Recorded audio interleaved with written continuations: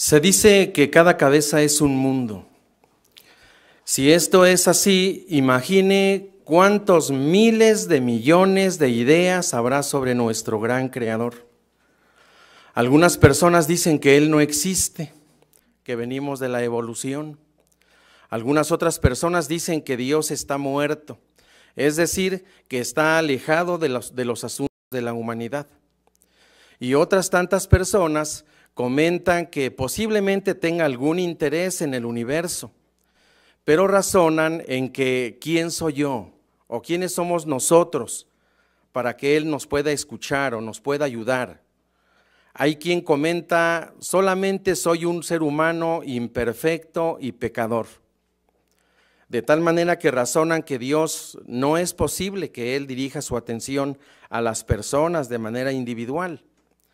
Ahora, ¿qué opina usted? ¿Cree que realmente Dios se interese en nosotros, en usted personalmente? ¿Qué dice la creación que nos rodea? Y más importante aún, ¿qué dice Dios mismo sobre este tema a través de su palabra, la Biblia? Vamos a imaginar, o supóngase, que usted está viajando, piensa tomar unas vacaciones y después de recorrer un gran camino en un lugar aislado se encuentra un gran jardín, una casa muy bonita. Usted se detiene y va hacia esa casa para preguntar si hay alojamiento. Sorprendido, ve un letrero en la puerta que dice, bienvenido, siéntase como en su casa. Y efectivamente usted entra y dentro de la casa hay de todo. Hay luz, hay calefacción, hay agua, hay sistema de cañería, hay una despensa bien surtida. Y también encuentra un letrero que dice, sírvase. ¿Diría usted que el amo de casa o el dueño de aquella vivienda es amoroso y generoso? ¿Le gustaría conocer al dueño de aquella vivienda, hacerse su amigo? Tal vez usted le preguntaría, oiga señor, ¿y esta casa para quién la construyó? ¿Por qué tiene la despensa tan bien surtida?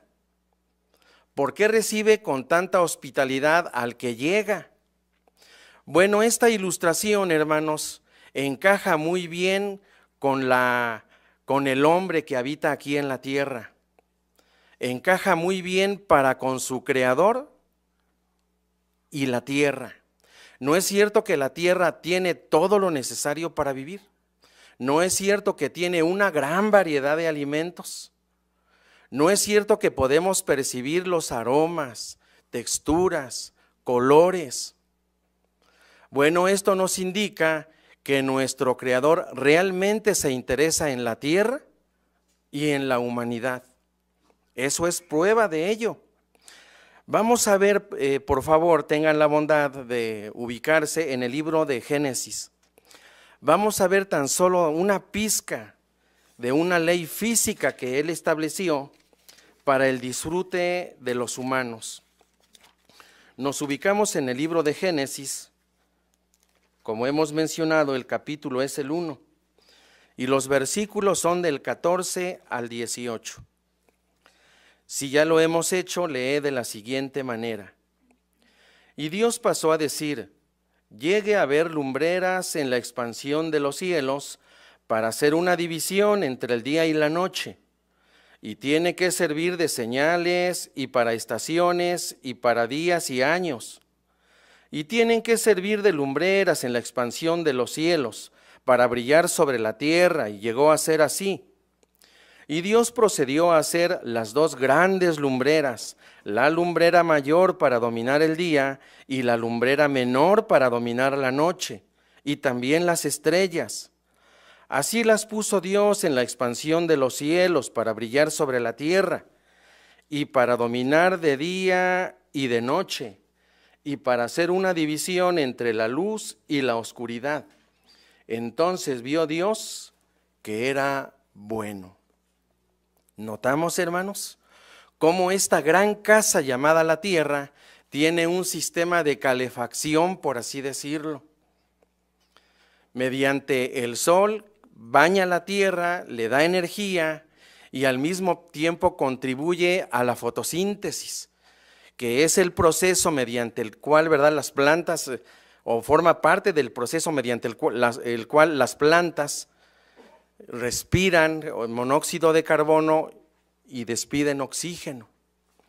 ¿No nos enseña todo esto entonces que Dios realmente se interesa en la tierra y en la humanidad? Además, hermanos, ¿cómo podríamos explicar la potencialidad de la tierra para poder proveer alimento a la población animal y humana durante milenios y milenios? Notamos entonces cómo es que esto nos habla de un creador generoso que realmente se interesa en nosotros. Ahora, ¿qué tiene que hacer usted para disfrutar de una vida llena de significado? Tiene que observar las normas morales expuestas en la Biblia. Por no hacerlo así, la humanidad que se ha independizado de nuestro Creador ha hecho para sí o ha adoptado muchísimos vicios que le han traído muchos problemas a sí mismos y a otros o a los que les rodean. Por eso es que hacemos bien en prestar atención a las normas morales que Dios expresa por medio de su palabra. Ahora, no debemos pensar, o debería alguien creer, que es demasiado malo, que ha ido demasiado lejos para que Dios le preste atención y ayuda a nivel personal. ¿Qué dice la Biblia? Vamos a ver una vez más la palabra de Dios. Ubiquémonos por favor ahora en el libro de profecías de Isaías.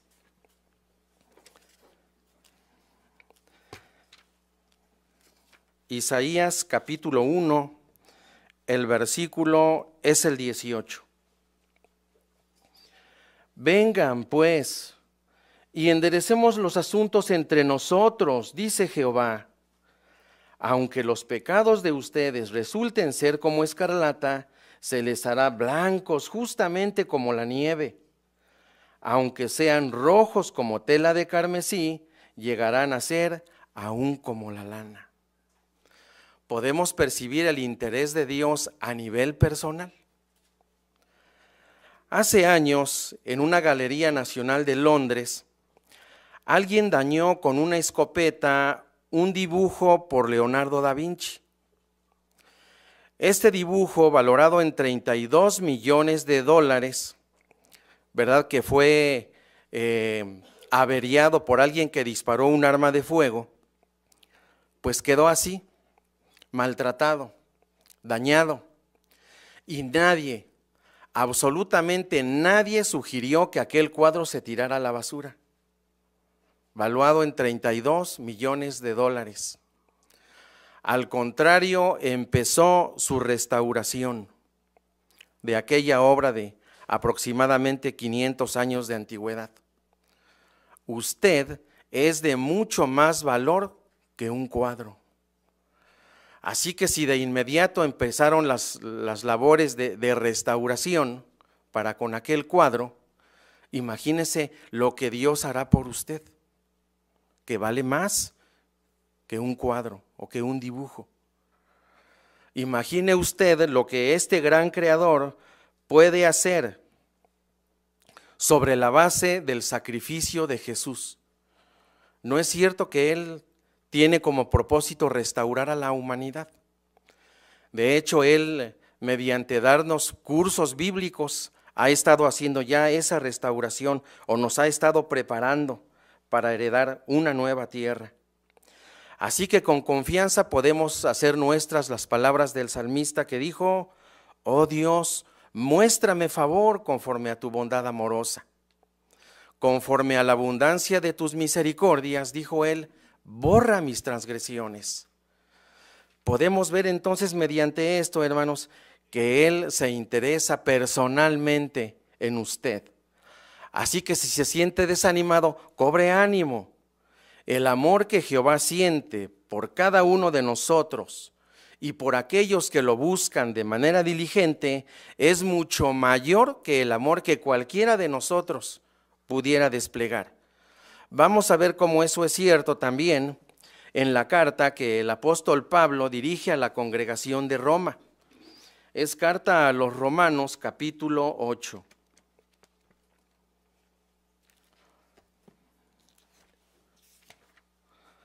Romanos, capítulo 8, veremos los versículos el 38 y el 39. Lee de la siguiente manera: porque estoy convencido de que ni muerte, ni vida, ni ángeles, ni gobiernos, ni cosas aquí ahora, ni cosas por venir, ni poderes, ni altura, ni profundidad, ni ninguna otra creación podrá separarnos del amor de Dios que está en Cristo Jesús, nuestro Señor. Notamos, hermanos, cómo es que efectivamente nuestro Creador puede desplegar amor en gran medida. Vemos también el amor y el interés de nuestro Creador en otra promesa que se ha hecho a la humanidad: la resurrección. ¿No es cierto que dice la Biblia que si los muertos no han de ser levantados, dice entonces tampoco ha sido levantado Cristo? Pero si Cristo ha sido levantado, el mismo poder, el mismo amor, el mismo cariño que levantó a Cristo, es el mismo amor que puede levantar a una persona que yace en la muerte. Es ese interés de parte de nuestro Creador el que lo hará posible. De tal manera, hermanos, entonces, que podemos meditar en lo siguiente: para que nuestro Creador pueda resucitar a una persona, ¿no es cierto que tiene que saber todo de ella? Sus sentimientos, sus emociones, sus gustos. ¿No es cierto que nuestro Creador tiene que saber todo detalle de aquella persona para que al traerla a la resurrección sea la misma persona, su personalidad, su carácter, sus recuerdos? Así es. Entonces, de la misma manera, hay interés y cuidado de parte de nuestro Dios. Visto todo esto, que realmente Él se interesa o tiene interés, ¿no es cierto entonces que debería de haber hecho provisión a fin de que podamos conocer más acerca de su propósito? Si esto es así, ahora la cuestión sería: ¿nos interesamos nosotros en esa dádiva, en ese regalo que ha hecho para que conozcamos su propósito? En otras palabras, si la Biblia es ese medio, ¿estamos dándoles la debida atención? Volvamos al razonamiento del inicio del discurso. Se dice que cada cabeza es un mundo. Si cada cabeza es un mundo, dicen muchas personas, entonces cada quien tiene su propia verdad. Pensemos en los miles de millones también de ideas que existen con relación a cuál es el mejor modo de vivir. Cada quien tiene entonces su propia verdad. ¿Cuál sería entonces la verdad con relación a cómo asegurarnos un buen futuro? Las religiones del mundo no han ayudado a sus feligreses a conocer esta verdad. Pero noten ustedes lo que dijo Jesús. Vamos a ver el Evangelio de Juan, el capítulo es el 8.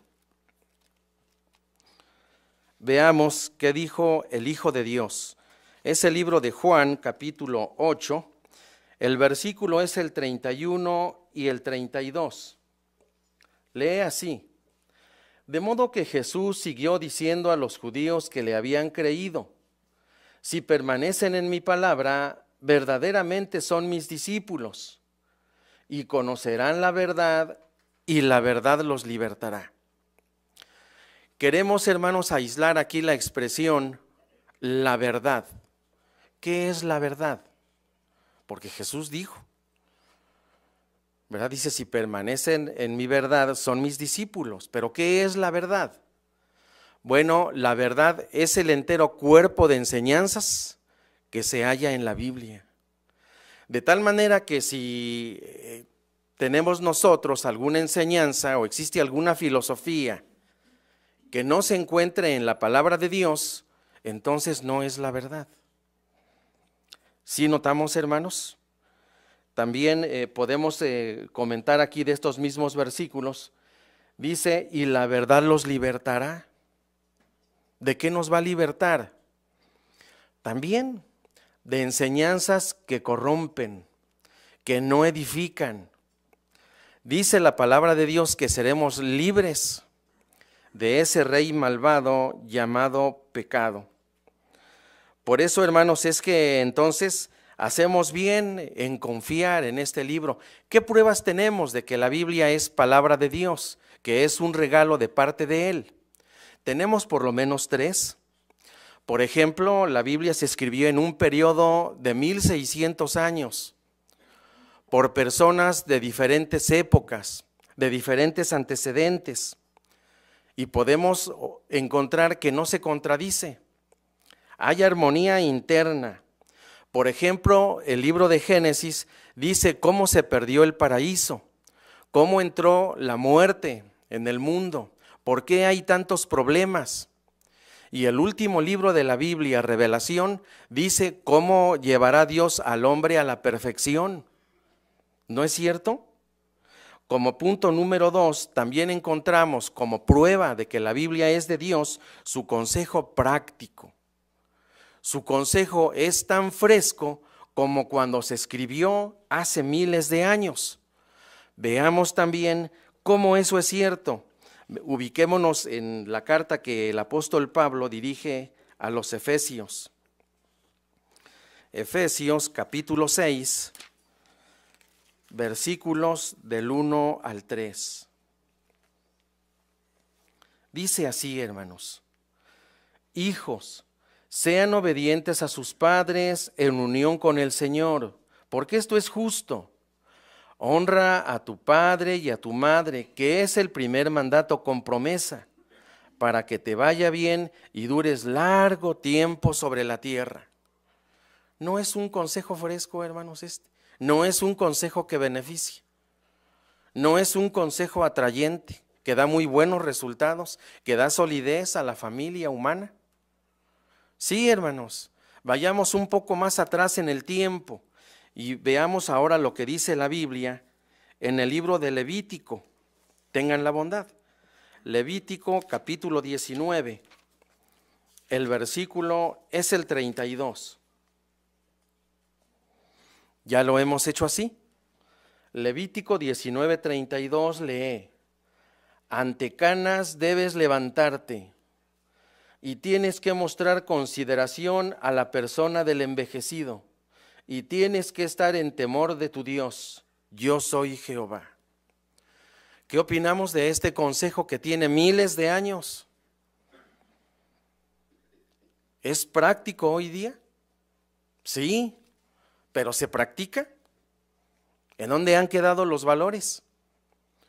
Notamos, hermanos, entonces el consejo práctico es tan fresco como cuando se escribió. Y otra prueba más que tenemos de que la Biblia es de Dios es sus profecías. ¿Qué profecías ve usted que se estén cumpliendo hoy? A ver, traiga a su memoria. Tenemos, por ejemplo, segunda carta a Timoteo, capítulo 3, versículos del 1 al 5. ¿Verdad que sí? Sí, ahí dice: mas sabe esto, que en los últimos días se van a presentar tiempos críticos, difíciles de manejar. ¿Por qué?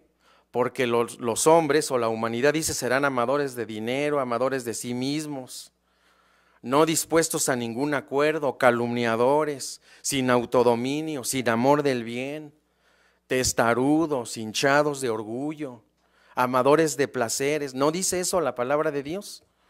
¿No se está cumpliendo hoy día? Ahora, ¿qué podemos comentar de la profecía de Mateo 24:14? ¿Se está cumpliendo plenamente hoy día? Claro que sí. Dice que las buenas nuevas del reino se predicarían en toda la tierra para testimonio a todas las naciones. ¿Y qué pasaría después? Dice: vendrá el fin. Así que, hermanos, mediante este gran regalo, la Biblia, pues Dios se comunica con nosotros, nos dice quién es Él, cuáles son sus normas, ¿Qué espera de nosotros? ¿Qué viene en el futuro? Mediante historias de la vida real nos dice cuáles son los resultados de obedecerle o desobedecerle. Es un libro perfecto para nosotros. Es un libro perfecto en el sentido de que suministra a la persona de fe todo lo que necesita para estar completamente equipada para toda buena obra. Por eso entonces, aquí otra vez la cuestión es, ¿nos interesamos nosotros en este medio que Dios nos ha dado? Apartemos tiempo para leerla, estudiarla y amarla. De esa manera Dios se comunica con nosotros y nosotros nos comunicamos con Él por medio de la oración. ¿Qué temas podemos nosotros incluir en la oración? Que no es lo mismo que rezar. La oración es una charla que tenemos con nuestro Creador, en la que le decimos lo que nos inquieta, nos preocupa, en qué virtudes o cualidades necesitamos que nos ayude a progresar. Notamos cómo Dios ha estado trabajando de manera progresiva desde el principio para que se lleve a cabo su gran propósito. ¿Puede usted ver el trabajo progresivo de Dios? Por ejemplo, el entendimiento de su palabra ha sido de tal manera que hasta los niños, ¿verdad que sí? Sí, hasta los niños pueden entenderla. Jehová Dios, por medio de su pueblo o de su organización, nos ha suministrado publicaciones, videos, audiodramas para ese propósito. Al hablarnos de profecías y su cumplimiento, Jehová mismo ha puesto el fundamento para la fe en que se cumplirán profecías que todavía faltan por cumplirse. Miren, veamos, hermanos, por ejemplo, una profecía que se cumplió en el primer siglo, es el libro de Lucas 21:20.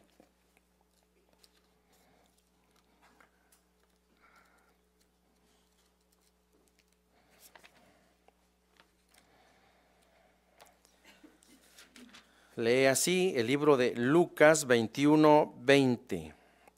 Además, cuando vean a Jerusalén cercada de ejércitos acampados, entonces sepan que la desolación de ella se ha acercado. Entonces los que estén en Judea echen a huir a las montañas, y los que estén en medio de Jerusalén retírense, y los que estén en los lugares rurales no entren en ella. Dice la historia que en el año 66 los romanos bajo el mando de Cestio Galo rodearon Jerusalén. Casi a punto de penetrar en la ciudad, no lo hicieron, se retiraron. Los que tuvieron fe en las palabras de Jesús huyeron de Jerusalén. Los que no ejercieron fe o no creyeron, se quedaron. Y después en el año 70, los ejércitos romanos regresaron y aniquilaron a los que se habían quedado. Así hoy día, hermanos, la persona que tiene fe ve más allá de las aparentes mejoras que pudiera haber en este sistema. A pesar de los buenos deseos y los abrazos que se da a la gente, que porque ya terminó el año y va a empezar uno nuevo, y se abrazan de manera fuerte, pero ¿qué hay en su interior? El mundo está realmente fuera de control. Nos acercamos de manera veloz al tiempo en que Dios habrá de intervenir para quitar de la tierra la maldad y darle bendiciones a los que hacen su voluntad. En armonía con la oración del Padre Nuestro cuando decimos, venga tu reino y hágase tu voluntad. En armonía con esa petición, hermanos, de venga tu reino, nuestro Dios ha apartado tiempo para enseñarnos los principios de su gobierno. Ha hecho demostración de sus cualidades. En fin, ha hecho todo lo que se ha necesitado. Desde la antigüedad, Jehová Dios escogió a la nación de Israel para que llegara igualmente a demostrar los principios y sus cualidades. La historia del pueblo israelita demostró lo que sucede cuando se obedece a Dios, cuando se obra en armonía con su voluntad. Y la historia del mundo, hermanos, revela las consecuencias de no tener la ley divina. Miren, veamos Efesios 4:17.